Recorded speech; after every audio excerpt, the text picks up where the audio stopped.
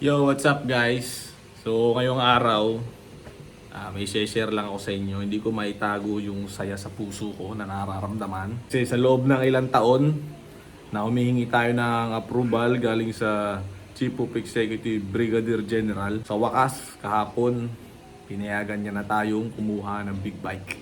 Bali, marami-rami ring mga plato ang hinugasan natin at walis tambo natin na medyo naubusan na ng hibla sa pagwawalis para lang dumating tayo sa point na to ng ating buhay. Napapayagan na tayo ng Brigadier General. Time check, 11:30 na ng tanghali and hindi pa rin tapos si Commander Juicy o si Brigadier General sa kanyang pagpiprepare. Nakakatulog na si Bibi Juicy kaya hintayin din. Hindi nga lang natin sigurado kung kailan matatapos si Brigadier General. Bakit bukas pa? Ay wala man tayong magagawa. Mahirap na magreklamo, baka mamaya maudlot pa. Diga? Eh di ating ihintay na lang kahit ganong katagal pa. Ngala ay baka mamaya mapagsarahan na tayo ng tindahan. Saka antay. Ayun, sa wakas po ay natapos na siya sa kanyang pagpiprepare. Dito siya sa kabila. Ayun, tapos na. Mag-hi ka naman. Natapos din sa after 75 years ng pagpe-prepare at di kami go rebels na. Bale yung plano nga pala ngayon, pag alis namin ng bahay, diretso kami ng SEC Moto Supply na store dito sa Batangas. Bibili kami ng helmet. Motor to, walang helmet, diba? Diretso muna kami ron, bili kami ng helmet, gears, kung anong mabibili namin. Tapos diretso kami ng dealership, kuhanin namin yung unit. Mamaya tagpuin ko yung kapatid ko para siya yung mag-drive ng sasakyan kasi hindi pa marunong mag-drive si Commander Juicy. So sa kanya muna natin papaubaya si Lodi. Tapos balik sila rito.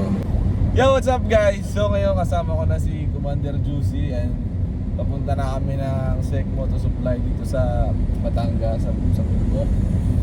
And punta kami ron para bumili ng at least helmet and gloves.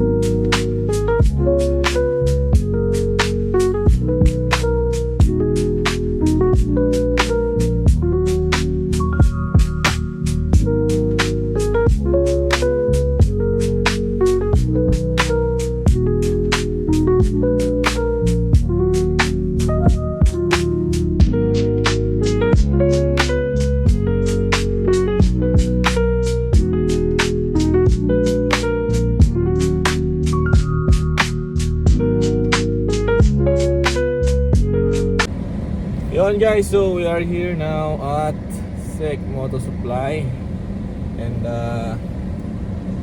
samahan nyo na lang kami na bumili ng helmet. Oh yeah.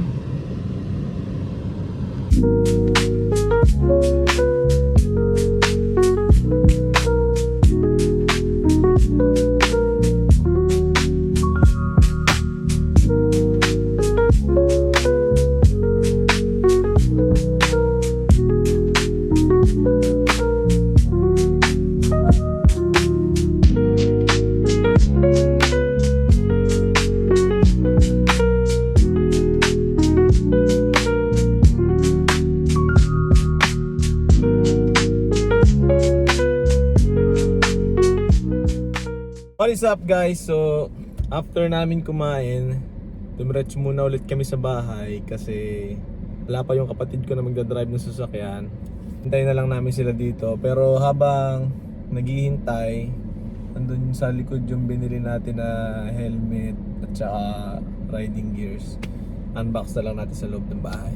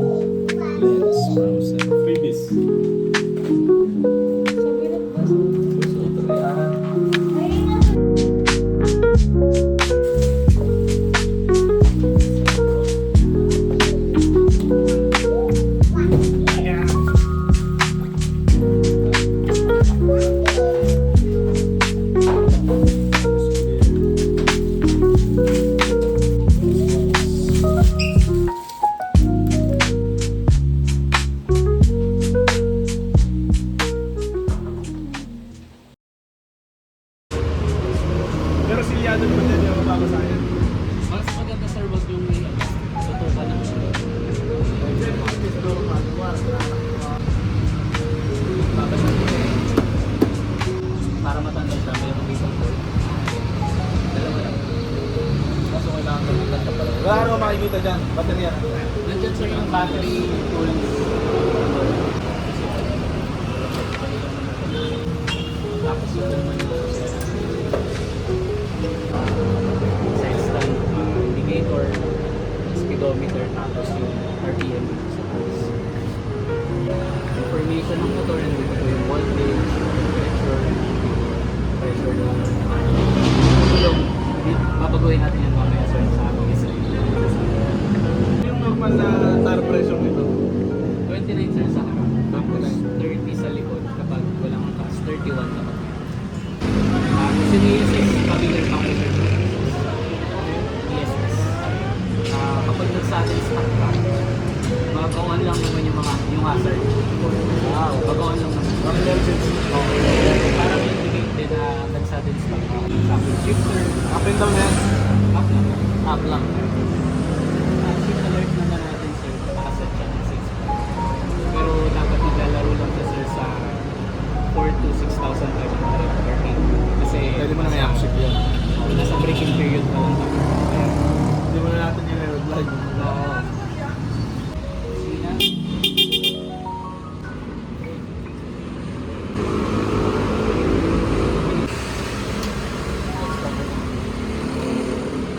About 10 minutes. Next bago. Okay naman siya start kahit naka-side stand. Nakabili naman.